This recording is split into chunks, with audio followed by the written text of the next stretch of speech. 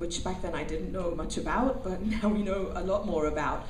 But in 2009, I joined Twitter for two reasons. One was to follow a Palestinian journalist whose blog is called Gaza Mum, because she was in Cairo trying to get to her homeland, Gaza, and the Egyptian regime would not let her go and kept her in a holding room in Cairo airport with her 2 toddlers for 48 hours. And she was live tweeting from this awful room, cockroaches on the ground, so-called illegal aliens in this holding room in Cairo airport under horrendous conditions, telling us how she was running out of diapers for her babies.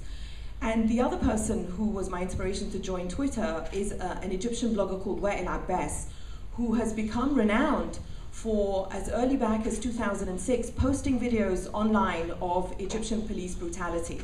And he was live tweeting how a police officer who lived next door had broken into his apartment and got into a fight over an internet connection and knocked out one of Wael's teeth. So these 2 young people were my inspirations to join Twitter. And it always stunned me that Twitter was this marketing tool where you could, tell people where your, bagel and cupcake truck was in New York that day, because in the Middle East and North Africa, people were using it for real things, not just to make money. They were using it in the way that they were using Facebook and the internet generally, which was as a tool to fight back against regimes that were controlling everything.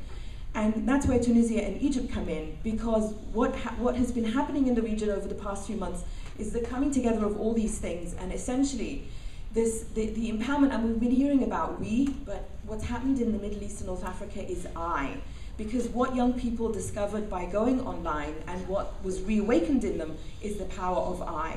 And so you saw it in Tunisia, where this one fruit seller in Sidi Bouzid set himself on fire. And that's not so much about empowerment, but about frustration and humiliation.